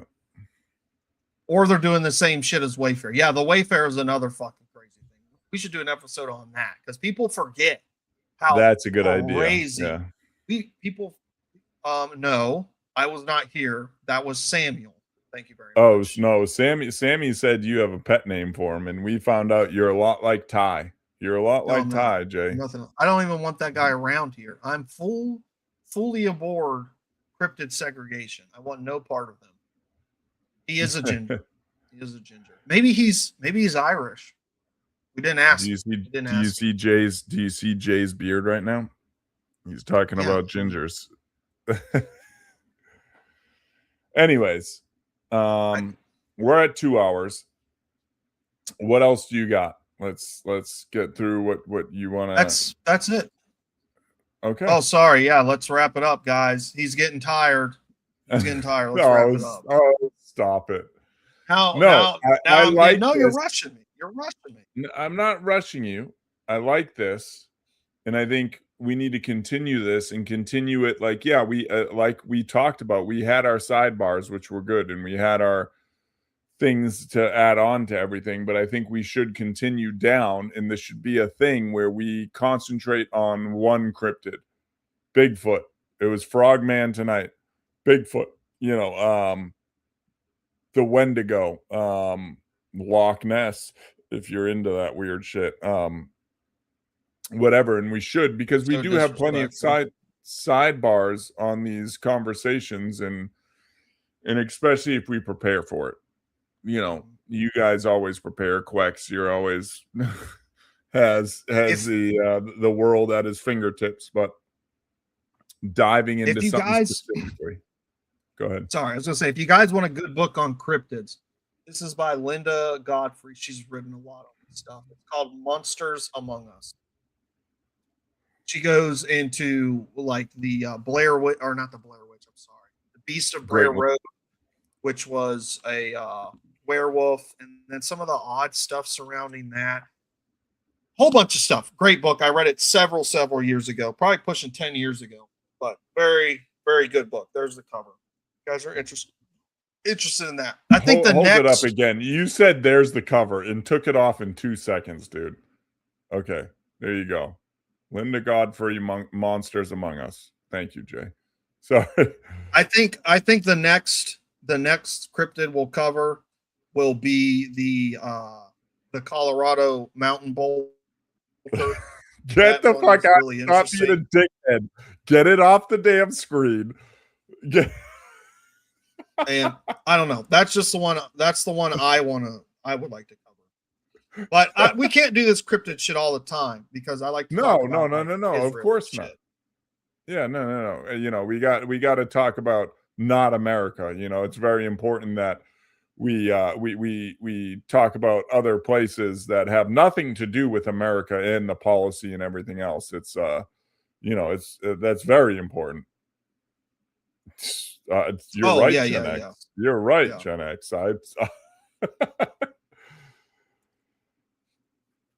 You're such a dick, dude. I'm gonna hold it up. We're not talking about you. We were just saying some people's kids. But yes, I think that ends tonight. This was fun. Like we said, we want to go into it. Someone said they don't believe Mothman, so we need to do a Mothman episode. That'll be a full episode. And I should just keep this going so he has to hold this up the whole fucking time. That would be great for me, but no. The whole fucking time. But again, we have the Discord. Kinsley, you weren't here. See, look at him. He's already testy because he has to hold up a book. You guys are in the Discord, a lot of you. Put some things in there. I know we've gotten it before. It won't be right away, but what cryptid you want us to go dive into, and I think we'll start looking into it. And as always, thank you guys. Love you guys. And should we talk about Wayfair Friday? Ooh, we can do that. Yeah, let's do that. It'll be up, Gen X. You'll just have to click on it afterwards. Just go to the live section in the channel. Yeah, but I'm down. Let's do that. Let's go into that conspiracy, and we'll get in our sidebars. Okay, just so you guys know, when he said let's do that, he means I'll have to do all the research, and he'll just show. Oh, here we go. And I'll do all the promotion. It's fine. Yeah, the promotion. Yeah. Later, guys. Bye.